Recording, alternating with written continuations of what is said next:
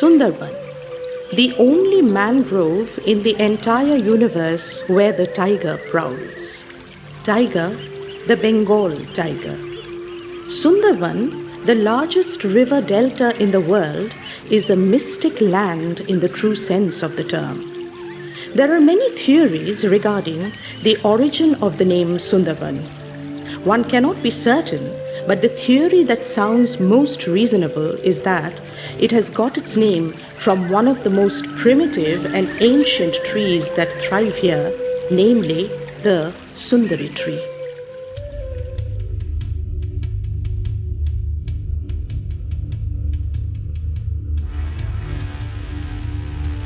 Sundarban is certainly not about the tigers alone. It's also about the people who live here, the creeks, the mystic mangrove trees, and also its majestic estuarine crocodiles.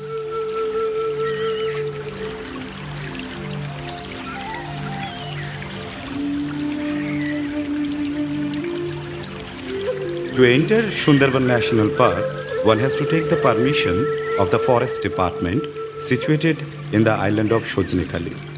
As it is located in the heart of the forest, the watchtowers inside Shojnekhali provide ample scope to the tourist for spotting wildlife. Batagu baska or the River Terrapin can be spotted in one of the artificial ponds at Shojnekhali. They have been here now for more than 2 decades. The only place to find them apart from the zoo in Chennai in the whole world.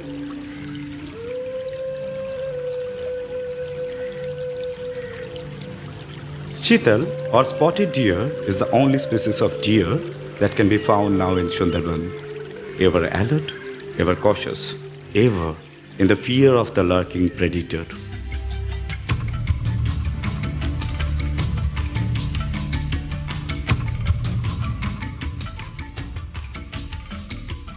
Sundarban is an expansive paradise for bird lovers. Brahmini ducks, gadwals, northern pindles can be found in abundance here if one has a vigilant eye. Among the storks, the lesser adjutant stork can often be spotted by the river bank, prowling and looking for prey.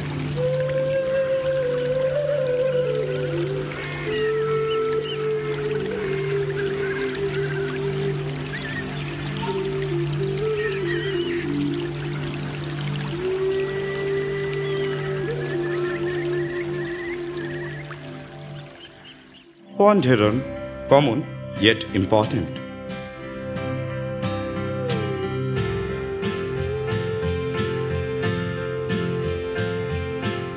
The intermediate egret can be found quite often and are not difficult to spot.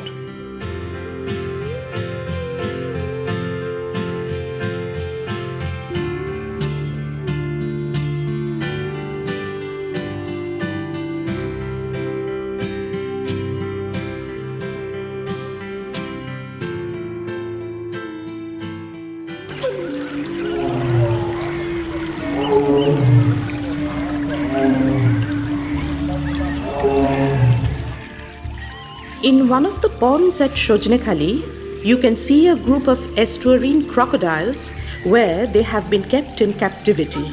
Here, you have a rare chance of seeing them from very close by.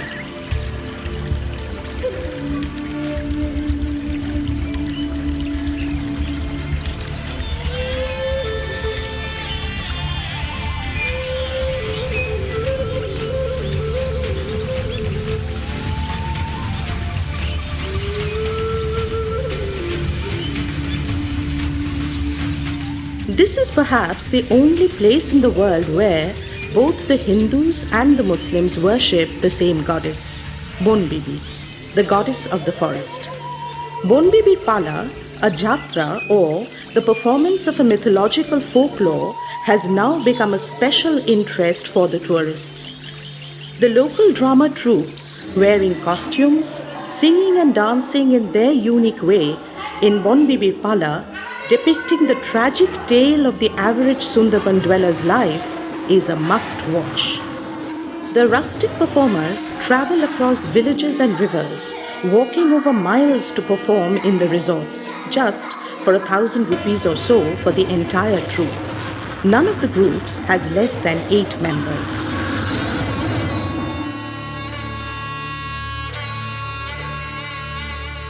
Now, all of us know that the best time to visit an Indian forest is post-winter, or to be precise, summer. This is because of the heat and the lack of natural water deep inside the forest, which gets mostly dried up, and so the animals come out to drink from the artificial ponds dug out by the forest department. This, however, does not quite hold good in the case of the Sundarbans.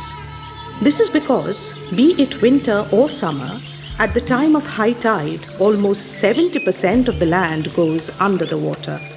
Those white marks on the green mushroom-like mangrove trees are nothing but a flock of egrets, resting, now flying.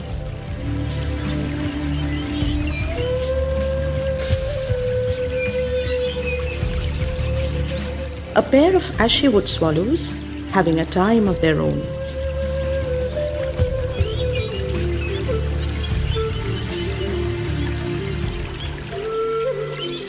The Asian paradise flycatcher. It's a real treat to the eye. And now here is one of Sundarban's pride, the black-capped kingfisher, very beautiful and very typical of the mangroves. It's hard to get a snap as they are very agile and give you little time to take a shot. It's indeed a real beauty.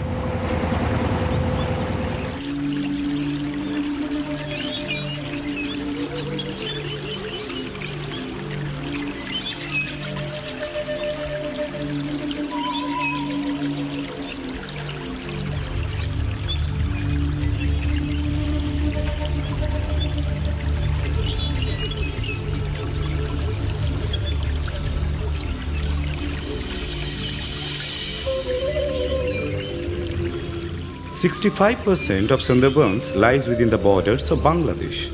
In the Indian part, the forest is divided into two districts, South and North 24 Parganas. The main tourist zone lies in the South 24 Parganas Park. At Jharkhali, a captive tiger park has currently got a pair of tiger inmates. Shohom, the male tiger, is about 13 years old, and Shohoni, the female, about a year younger. Unlike other Indian forests, in the Sundarban, we cannot literally go inside the forest to track the tiger because of the boggy terrain. So this Jharkhali Park provides a chance to the tourists to see the king of the jungle if they have missed spotting one during the jungle cruises.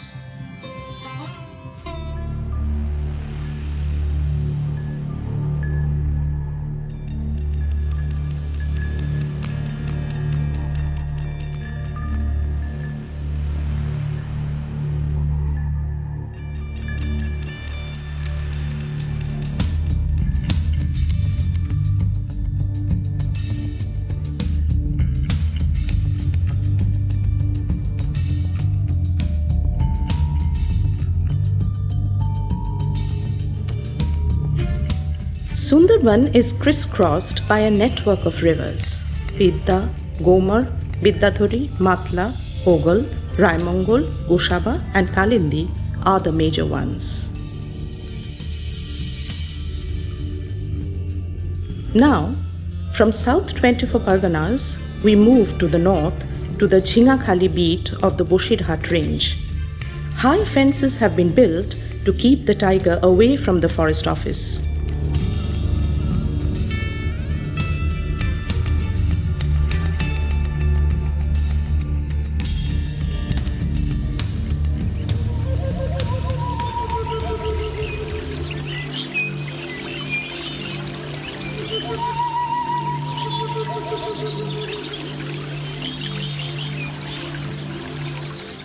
Fishing is the major occupation of the local residents, apart from honey collecting.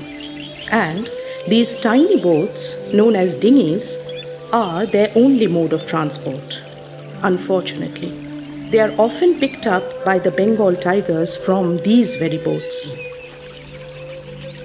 Now we are heading towards the furthermost point of the Indian Sundarban.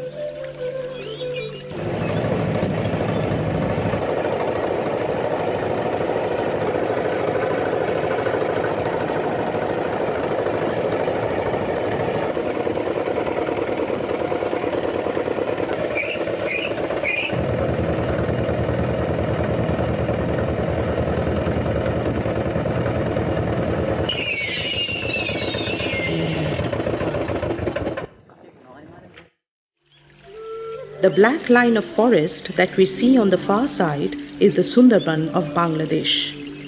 Shamsher Nagar, located in North 24 Parganas, in the northern fringes of the park, is notoriously reputed for being the village that suffers the maximum number of tiger attacks. There have been incidents where victims have been picked up by the tiger from the very courtyards of their own houses.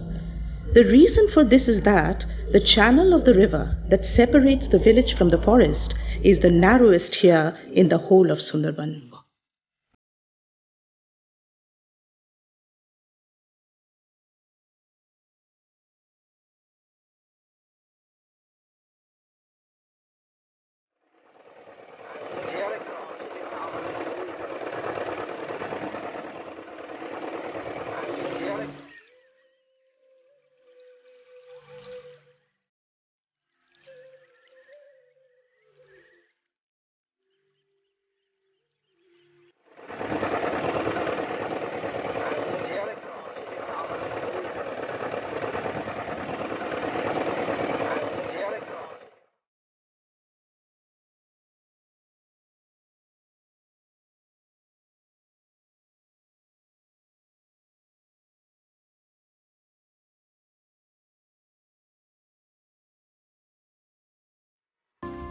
We are now back to the South Division again. This is the Sudhannakhali Watchtower. Let's see what it has to offer. A common bronze bag. The poisonous fangs lie behind their jawlines, as a result of which, if it bites a human, it is never fatal. Shikra, a very important bird of prey, a ruthless hunter. And now, the red-crested piece of beauty on the other side is a lesser flameback with peacock.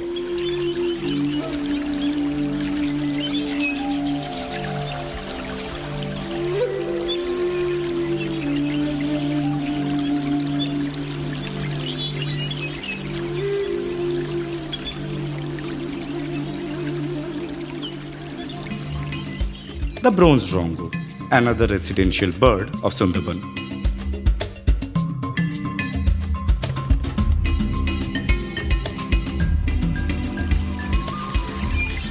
The enigma, the magic and the mystery of Sundarban mostly lie in the equation of the high tides and the low tides. As already mentioned, during the high tide, 70% of the forest goes underwater and all of the wildlife gets into the deeper and higher regions of the forest. As soon as the low tides start and the water level begins to go down, they again get into their business. Thus, spotting wildlife in such a dense forest is most likely during the low tide. Let's see now a glimpse of the interesting game of the water level going up and coming down. The water monitor, or the monitor lizard, the small version of the famous Commodore dragon found in Southeast Asia. These are prolific hunters with a sniffing tongue and a mouthful of bacteria. They are indeed lethal predators.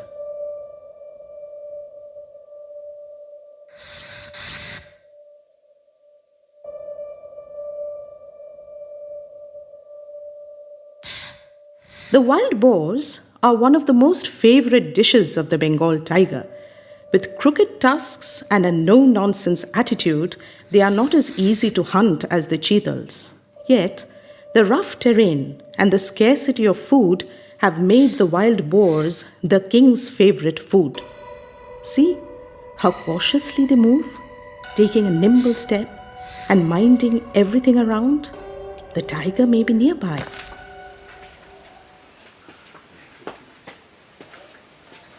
We can also see a red jungle fowl lurking behind.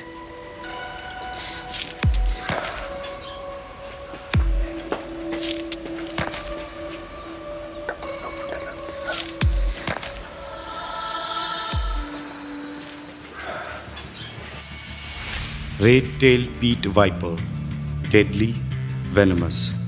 Unlike the cobras, whose venom is neurotoxic and affects the nervous system, the viper's venom is hemotoxic in nature.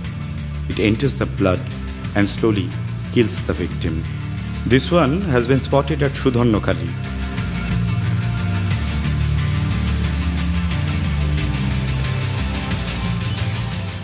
Even if one forgets about the wildlife, the mangrove, and the tiger, Sundarban still holds a beauty of its own. The ever changing color of the sky, the never repeating forms of the clouds, the meandering rivers and their dusky banks make us forget that we are so close to one of the busiest and crowdiest cities of India, Kolkata.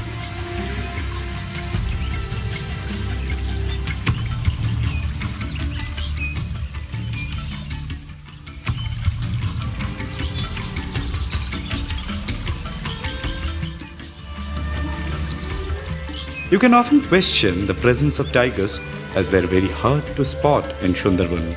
If you ask why, this is simply because here, unlike other forests, we are not entering but merely roaming around the forest circumference. So, the only chance of spotting a tiger is when it decides to cross the river or after having a meal decides to drink water from the artificially created sweetwater ponds near the watchtowers.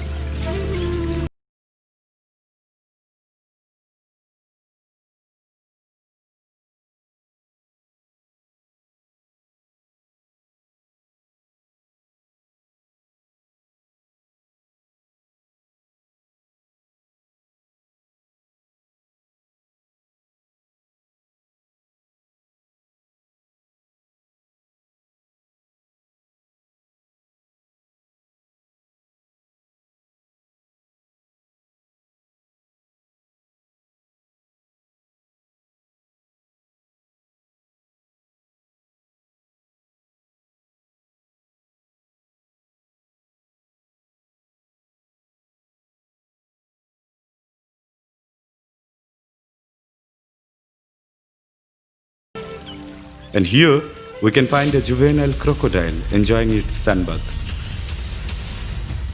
But even for once, if you doubt the forest department's claim of having more than 100 tigers on the Indian side of Sundarban, these fresh pug marks will give you goosebumps.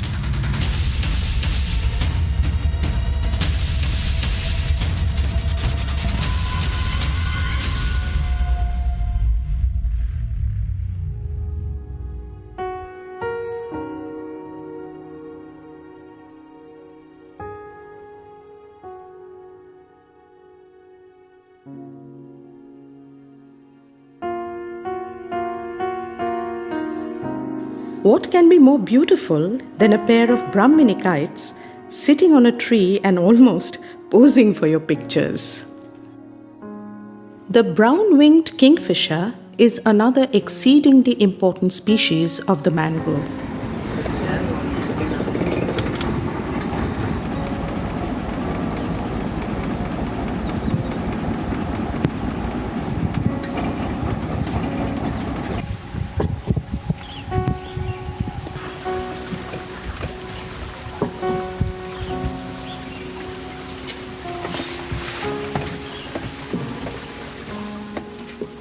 The buffy-fish owl is not a very commonly found bird in the Sundarbans.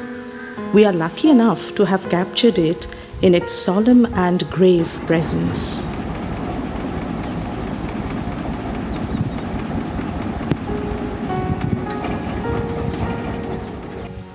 The changeable hawk eagle is a fascinating bird of prey. It can also be spotted here, though not very often.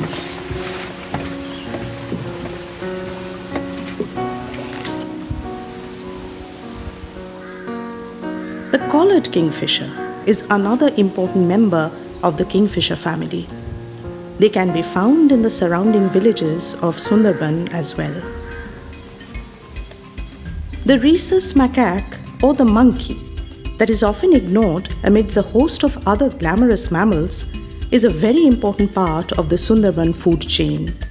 Their alarm calls from the treetops are often quite helpful in spotting the tiger. But if you feed them with the food that you are carrying, they can be very mischievous and hard to tackle.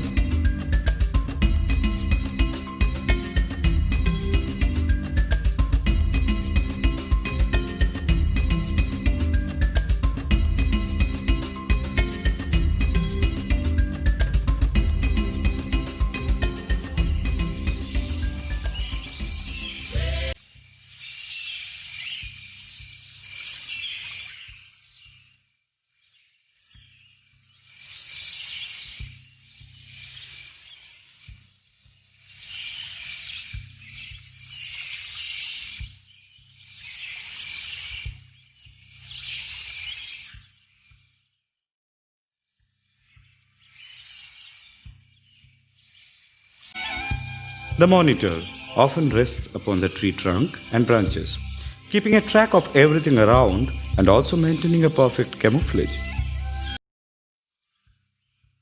Oops, it seems we have disturbed him. The tiniest of all kingfishers, the common one, sometimes gets very uncommon and becomes very hard to find. Luckily for us, we got him this time.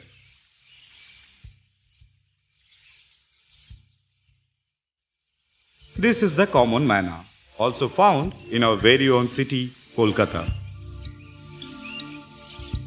The common sandpiper is a frequent presence on the banks of the rivers.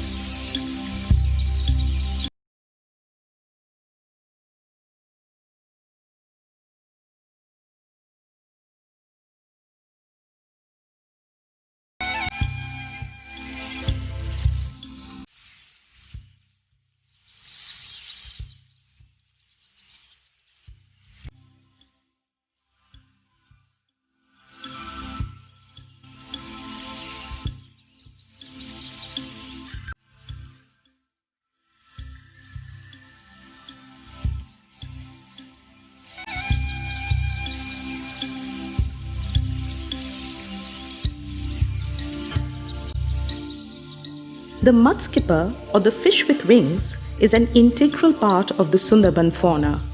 This incredible species of fish are well adapted to their environment even when the tides go down.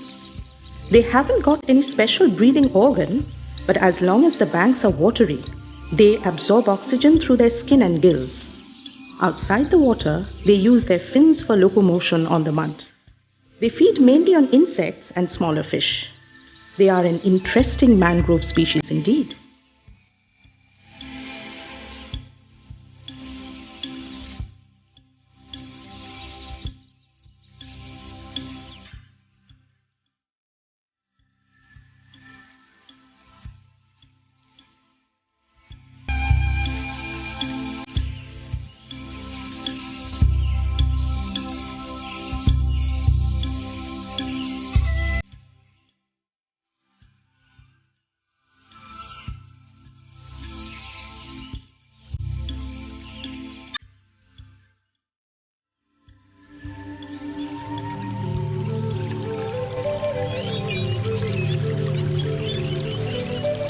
Sometimes silence speaks louder than words.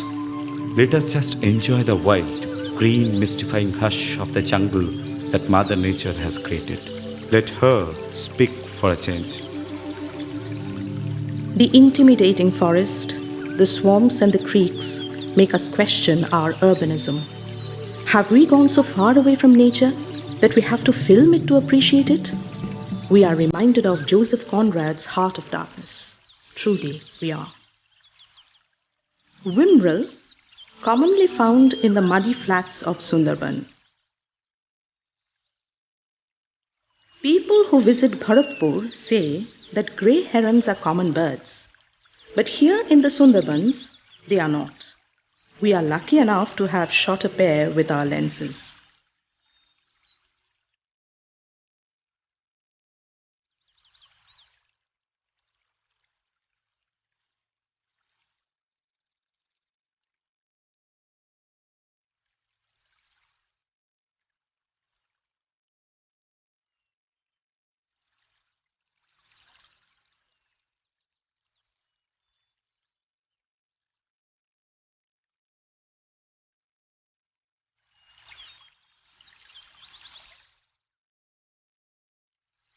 Little cormorants are found here in Shudhanokhali, spreading their wings in a typical fashion.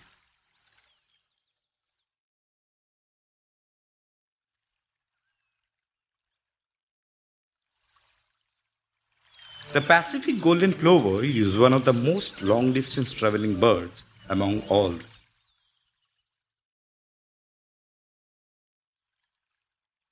the Kentish plover, lucky to be spotted now, as they are found in the mangroves mostly in the winter.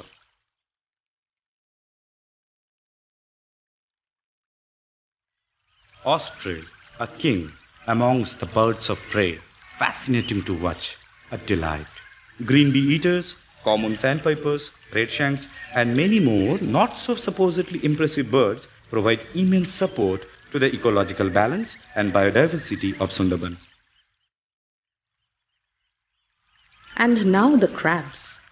They are perfectly thrilling to watch, particularly the crawling movements of the fiddler crab and the red, yellow, and blue ones on the muddy ground of the Great Sundarban. It's stupendous, to say the least. You can go on watching them tirelessly for hours and never be bored.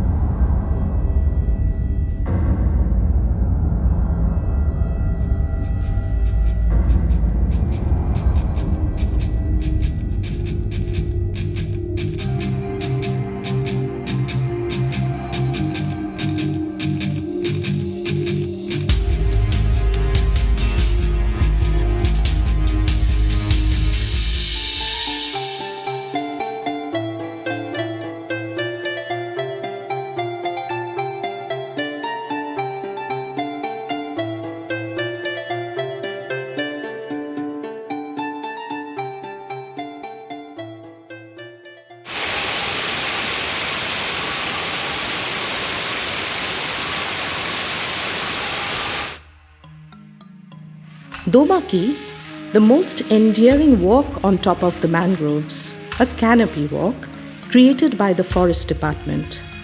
It enables us to come close to the forest and feel its enchantment. It is a must walk for all Sundarban lovers.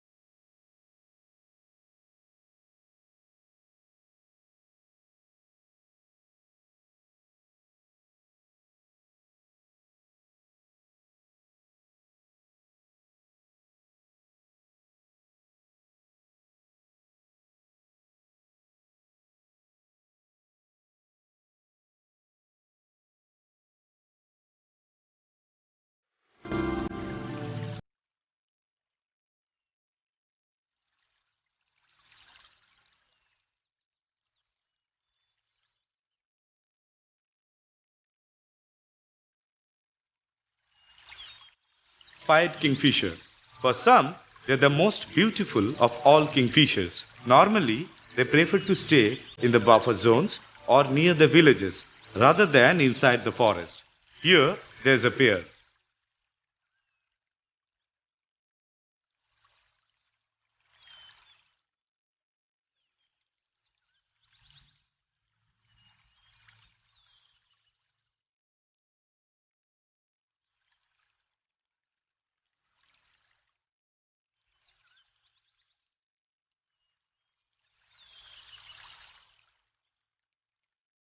Perhaps the most common of all kingfishers is the white-throated one. They are found commonly nowadays in the urban ponds and swamps.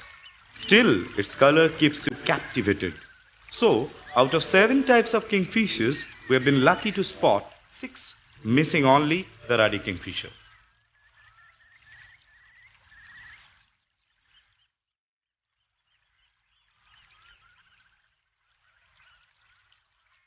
Is Sundarban only about the tigers?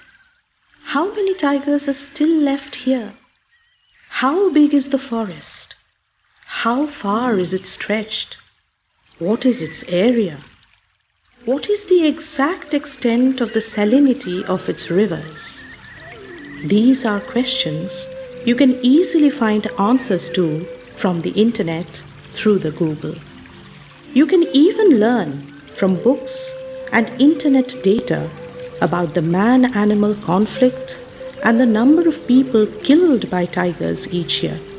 But the sheer delight of watching the birds roosting or flying, the rivers flowing, the crocs crawling, and the snakes coiling is a bliss that cannot be attained through the internet, my friends.